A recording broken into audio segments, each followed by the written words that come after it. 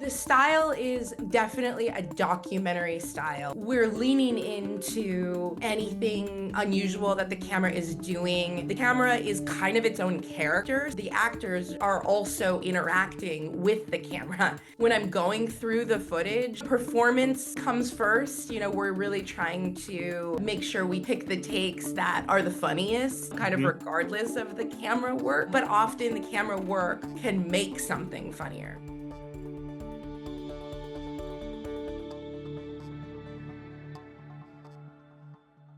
Hi, I am Chad Anderson, one of the hosts of Filmmaker U. At Filmmaker U, we create courses for film professionals to deepen and diversify their skill set. You can learn more on filmmakeru.com or follow us on Instagram at filmmaker_u.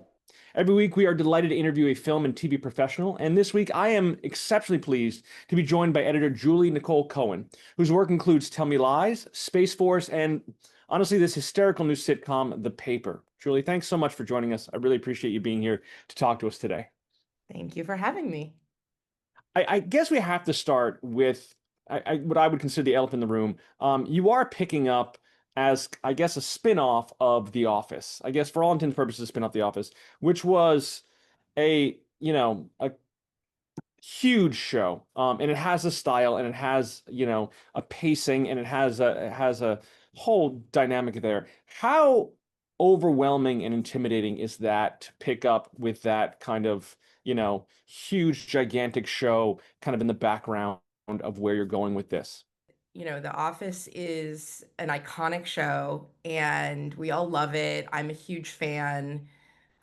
So definitely there was a lot of pressure going into this show, but we weren't considering it a spin-off exactly. It's more of Okay. like a sister show to The Office because it's the same documentary crew who has found a new subject, which Yeah. is this toilet paper company that also publishes a newspaper, well, online, but yeah.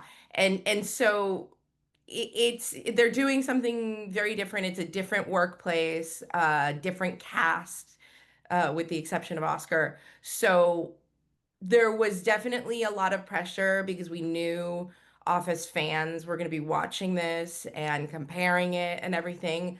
But the showrunners, Greg Daniels and Michael Cohen, were very clear that they wanted this to be its own thing, which Yeah. took some of the pressure off and allowed us to kind of experiment and not feel like we had to do exactly what they did in the original Office. I think what attracted me to color correction was the fact that we were like the next stage of cinematography. And the creative side was huge, trying to understand what was wrong with an image, how to balance it, trying to understand how to let the tools do what you want them to do. Where else can the technology go? What else can we do? I'm very interested in trying to mold the image and create the best look possible. And whatever tools are out there, you want to try and latch onto them. I'm Eric Whipp, and this is my course on color correction.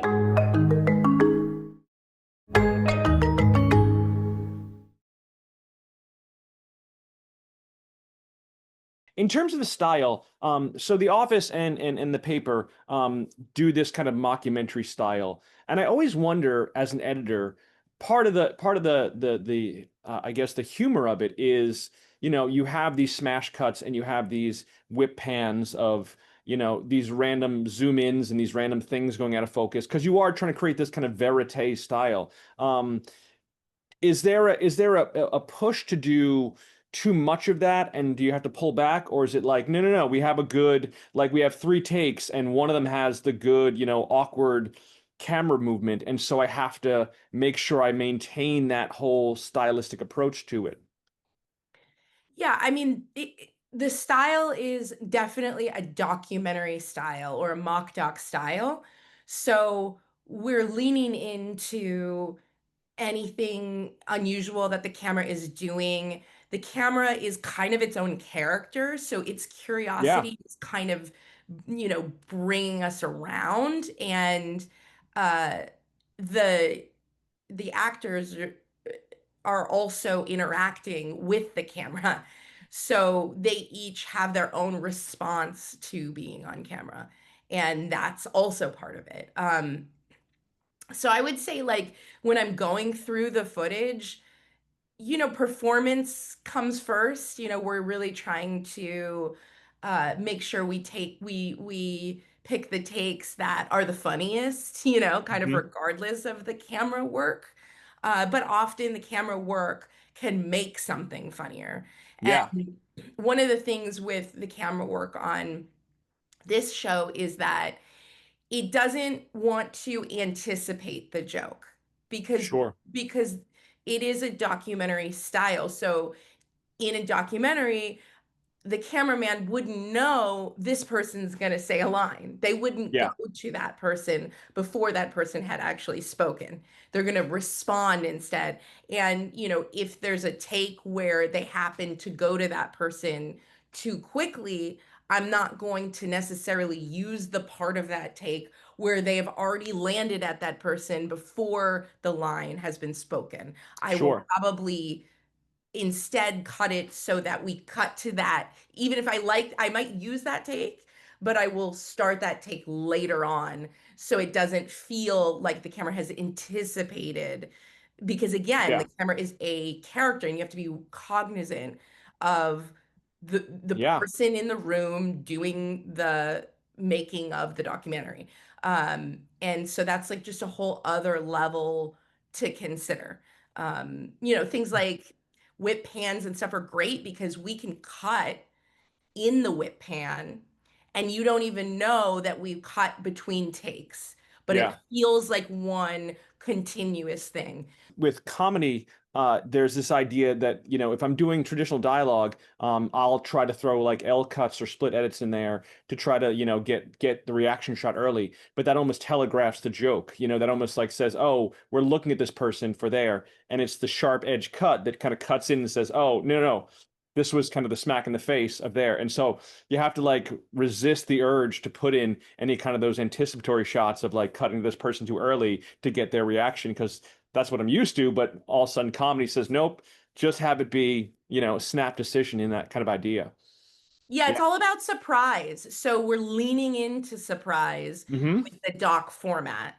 So I do think there's a way in which the doc format sort of naturally allows for a whole other level of comedy. So with the actors you have who are all fantastic, and comedic in their own right, I imagine there's a lot of improv in the show, and I imagine that a lot of people just take it up to left field. Esmeralda, I can only imagine where she goes with some of those scenes. How do you? Is it a challenge to reel that back in, or do you just let it go and just let a person, do you choose not to cut and just let them go for a little while and do their whole, experimental thing? I feel very lucky I get to see all of the takes of Esmeralda. I Yeah, mean, there's definitely a lot of improv on the show. The show is also very tightly scripted. So we have all the scripted takes. The episodes are long, the scripts are long, and then on top of that, we have all the improv that they do.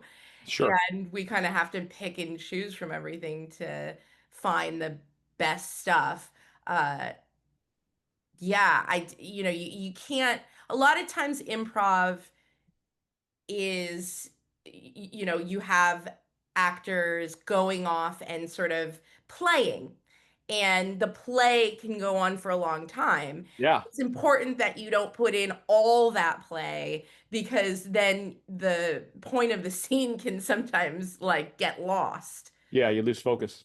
Yes. And also, I find with comedy, with cutting improv comedy, a lot of times if you have like multiple jokes that are essentially the same joke, they water each other down. So you could have Yeah, three great jokes, but if they're the same joke, by you're going to get tired and it's going to feel like it's trying too hard.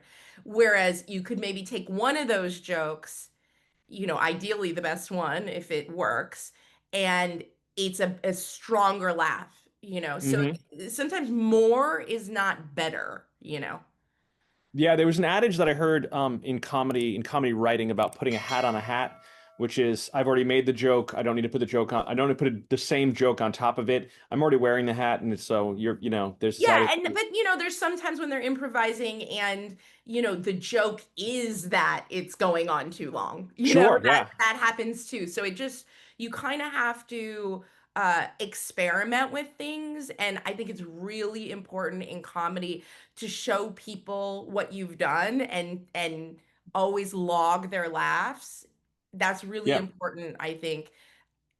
For me, I every time I show it to anybody, and I will pull in a PA, I will pull in anybody to watch a cut just to get a fresh reaction.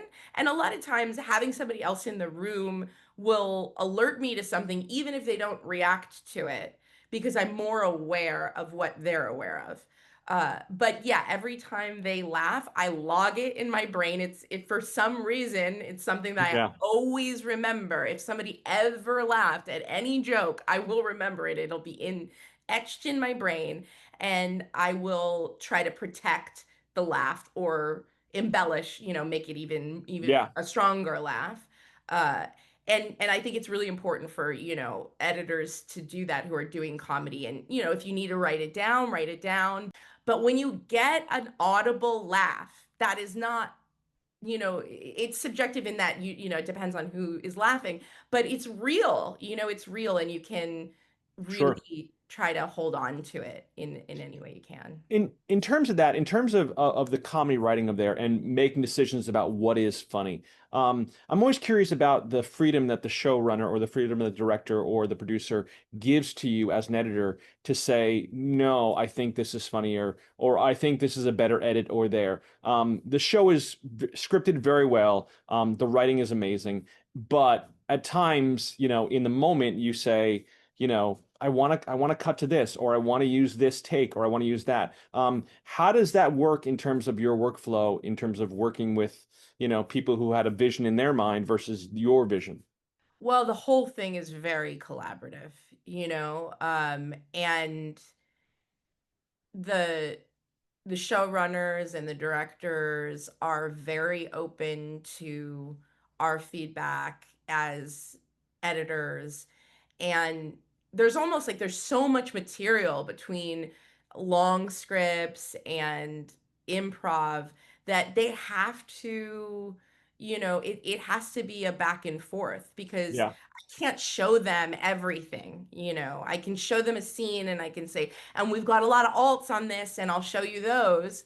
But, to some extent, it's kind of like everybody has to make choices and judgments. And I don't tend to like fight hard for something because, a lot of times I'll put my opinion out there, but a lot of times my opinion will change. I think one way is going to be better. And so I'll say, I think it's going to be better this way. But if they're like, I think it's going to be better that way," I'm definitely going to try it that way because I yeah, don't always know. Nobody knows, And I think it's really, really important that editors try things because a lot of times you'll surprise yourself. And that's how you yeah. really learn is to try new things and be open to it. I'm really open to always being wrong and an iterative process where I am approaching everything with the same like expectation or hope that it's going to work and beat what I've already done. I think about the translation from, non-linear to linear. I was an old linear editor, and with you can just duplicate the sequence and then just make a different version of it, and that's just so convenient that you like, man, if you want it this way, I have to edit the whole thing all over again, or get another tape and do a whole new edit. Now it's just, You were doing control. tape to tape linear? Yeah, yeah, Yeah, it's so funny that like when you think about film editing on flatbeds, that actually was much closer to how we currently edit yeah, than that in between step of doing tape to tape, which a was beta linear tape. editing, Yeah. it's a funny artifact of the history of it, but I have no idea how I would do tape to tape. If somebody told me I got to do this tape to tape now, I don't know where I would start because it is such a different process. And for me, this process is so much about having all these alternative, You have all these choices. options. Yeah. and being able to just quickly take, the beginning of A and the middle of B and, that kind of. Yeah. Yeah, and yeah, back then if you had to change something, you had to just it was a deep exhale of okay, here we go. Maybe we're wrong, but yeah, you can make mistakes, and that's what kind of the beauty is.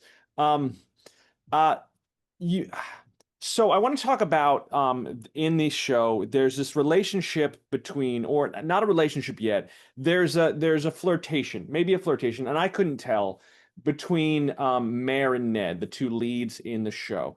It's very subtle, and it's held on very well. Um, I'm always interested in how an editor can kind of hint at that but pull back, and then hint at that but pull back. You don't want to ruin it right away. You don't want to like first episode out, boom, and now they're madly in love.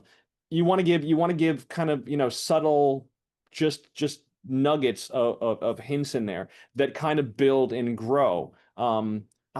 What is your, methodology in terms of approaching that, of saying, this is just enough to keep the audience excited potentially, but then also not throw the whole thing in. That was a really fine line to walk, and those actors are incredible, and they have great chemistry with one another.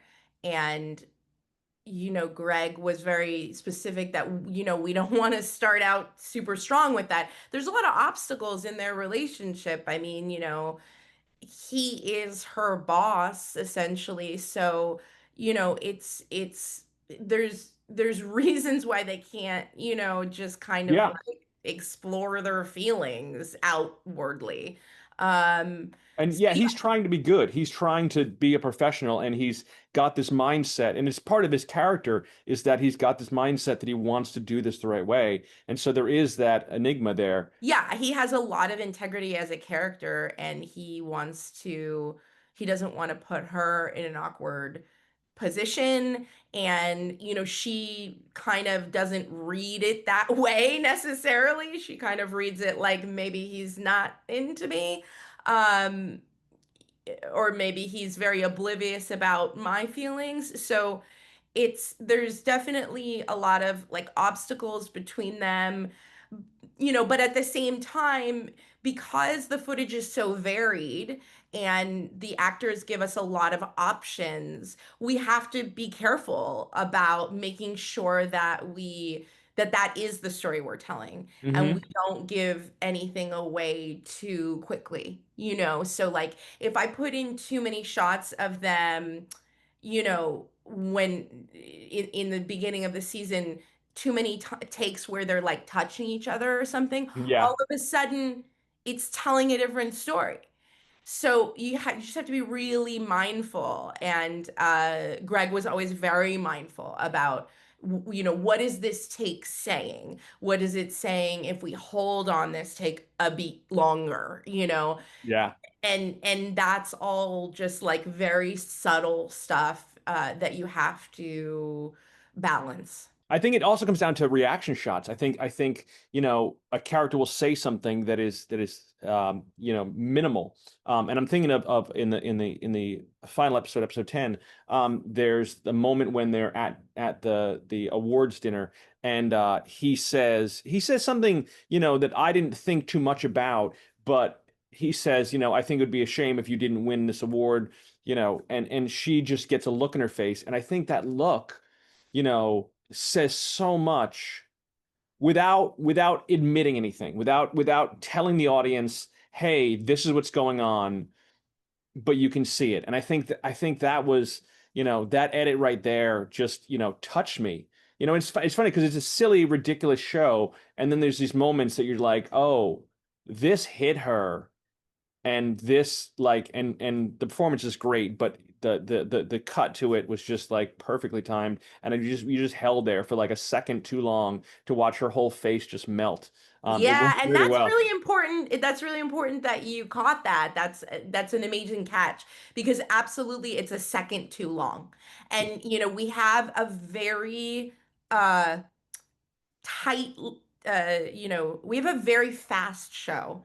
Yeah, It's a comedy. We're constantly like it's cutting, cutting, punchy. cutting, cutting. And so the second that we slow down, we really lean in.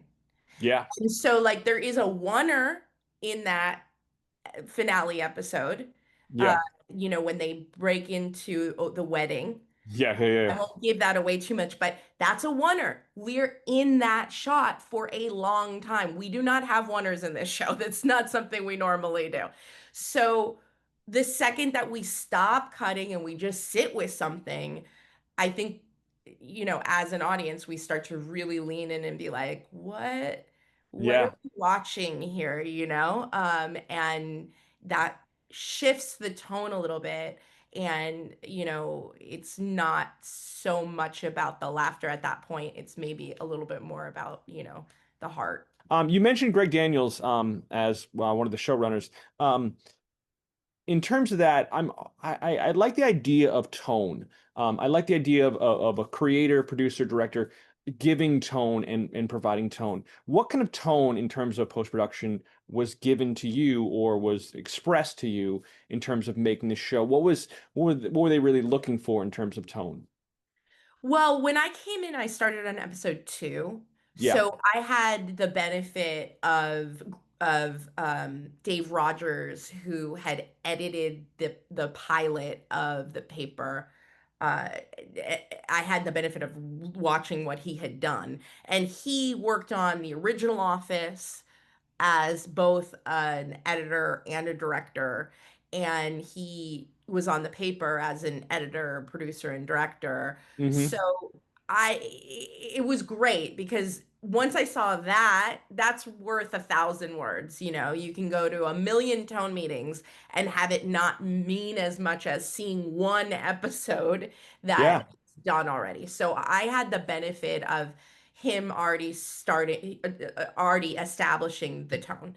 And from there we figured out, other things, but at least the foundation was laid of, how quickly we're cutting, and which is quick, but maybe not as quick as other comedy shows. So yeah, I think for me, if I'm not editing the pilot, it's really important to see what is the tone that's already been laid out, and how can I continue that in my episode. Probably one of the smartest things I've ever done for my career. He gave me all the tools that I needed to be able to jump into a new career. Getting myself into a mindset, thinking like an editor, and being around people that I can talk to on that level was really invaluable to me. A lot of the things that I learned from that class, I still think about. I loved the classroom. I loved the computer stations. We built a sense of community. And it also instills a lot of confidence in you to take that and go out into the world. After I took the class, I felt very prepared to take the next step. I owe Manhattan Workshop the career that I have right now. Things have been going great, and I really have the Manhattan Workshop to thank for that. You mentioned Catherine Height, working with her, and I think you worked with her on Transparent. When we interviewed her in a previous episode, one of the questions I asked her about was about women as editors. I teach at a college, and I have a number of women and female identifying students who talk to me about, it. And I had a student one time ask me, is there a place for women in post-production? Is there women, in the tech industry? Is it a boys club? And I was disappointed because I wanted to express to them that I want women to know that there is a place, and that the opportunities are there, and there are women who are editors, and one of them said, "Oh, I never heard of a woman editor before," and I was like, "There's some amazing, That's crazy. Yeah, exactly. like there's some The history of amazing, editing there's riddled with Ann Coates amazing and women. so many different huge editors that are women, and we talk about it. What has it been like for you as a woman coming into the world of post-production? That's a really good question, and it has changed a lot. Yeah. I've been in post-production for nearly 20 years now. The first 10 years of my career, I was in reality and documentary. And at the very beginning, I was one of the only women that Yeah. I was working with. And then by the end of that 10 years, there were tons of them. So, and that's not to say there were also women editors, back 20 years ago, but just not as many, Yeah. and I was nominated for Emmys for Project Runway, and I was up on the stage with a lot of men, Yeah. because on that show there were a lot of editors per episode, and it was like, a bunch of guys and me, Sure. but then also, I did work with teams of all women on that show too. There were a lot of really amazing female doc editors. And then when I transitioned into scripted, I did it on Transparent, which was a very heavily female team. Yeah. And then I have had the luck of being able to do really female driven work for a lot of my career. Shows like Sorry for Your Loss, the L Hmm. Word Generation Q. So I've been able to do some shows where the team is largely women, including the creators, etc. I would say that, like, editing is a fantastic career. You get to be creative all day long. And Yeah. I think it's really fulfilling to me as a woman. And one of the benefits of editing, if you're thinking about work-life balance and having a family and stuff, is that you're not doing a production day's worth of, like, a lot of times there are long hours, but you're not, 14-hour till 4 in the morning. Yeah. yes, exactly, in the cold or something, Yeah. so and now it's a lot of times it's a work from home job. Sure. So, it's changing, the work from home doesn't always, it's not always, the best thing. Sometimes you want more collaboration and stuff. But the reality is that I think of the different jobs in in television and movie making, it's one of the ones where you can have a bit more work life balance, but you have to work at that too, you know what I Sure. mean? Like, when you're first starting, you're really killing yourself, and then you have to learn how to get faster and, Hmm. be able to balance your life a little bit more.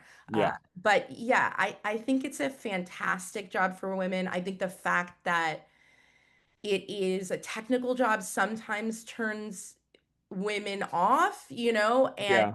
in reality, I remember there were a lot of female story producers who Yeah. were using the Avid and stuff, but not, but they felt like not in a technical way, maybe not Yeah. doing the transitions or something like that.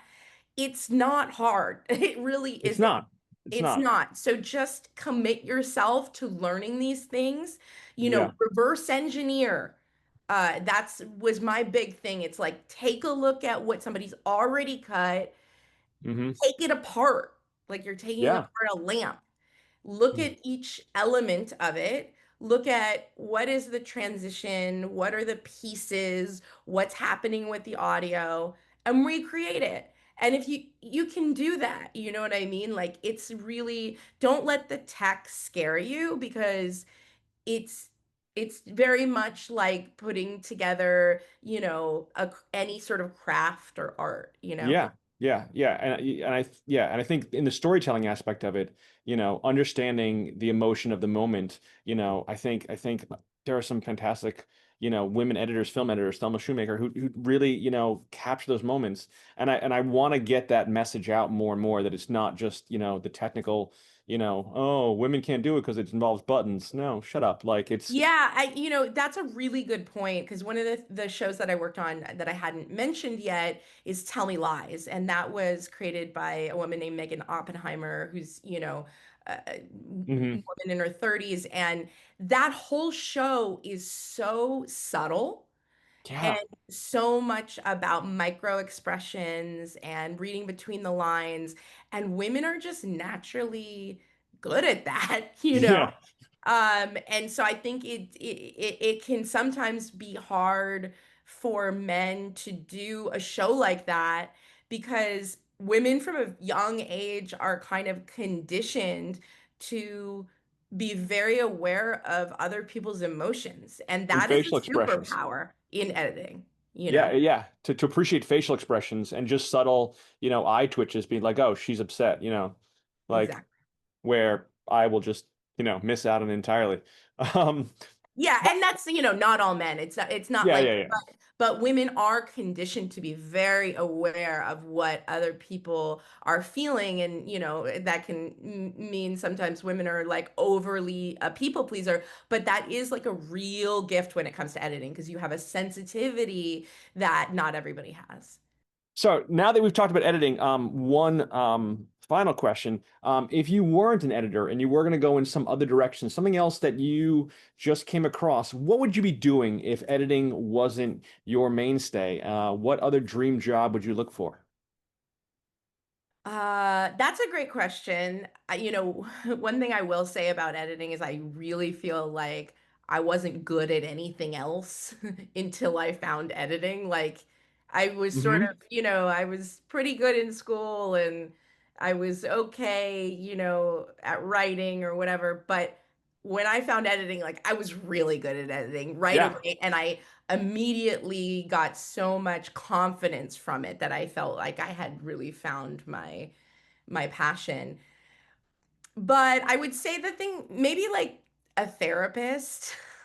oh, really? Yes, and actually, now with the sort of slowdown in the industry, we're seeing some editors start looking for other jobs. And I know quite a few that have gone the route of trying to be a licensed therapist, which is not surprising because of two things. One thing is the ability to read people's Yeah, expressions, like we were talking about. sure. And the other thing is the ability to really be a therapist for directors, producers, and also a mediator for a Yeah, lot of different egos in the room.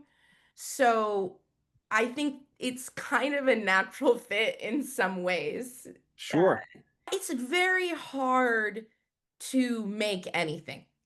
And it's really important for an editor to be a bit of a cheerleader and Yeah, to not, I mean, look, as editors, we sit in the bay and we think about all the ways that the footage could have been better. So that's, complaining is a normal part of it. I heard a joke the other day. What do you call a group of editors? A complaint?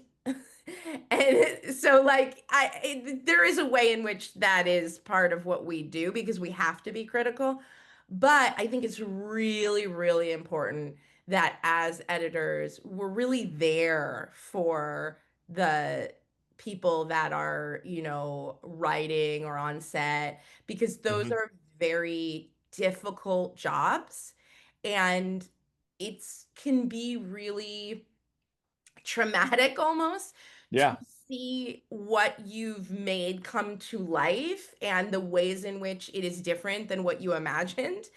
So that's like a very, you have to be very sensitive to the artistic process of what that is and hmm, really hold hope and hold the possibilities of the finished work in your head, and the enthusiasm for it.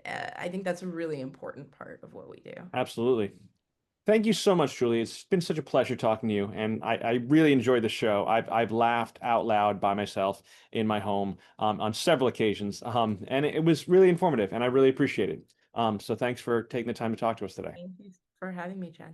That's going to be it for us this week. You can check us out at filmmakeru.com or follow us on Instagram at filmmaker_u. I am Chad Anderson. Thank you again so much for watching, and thank you again, Julie.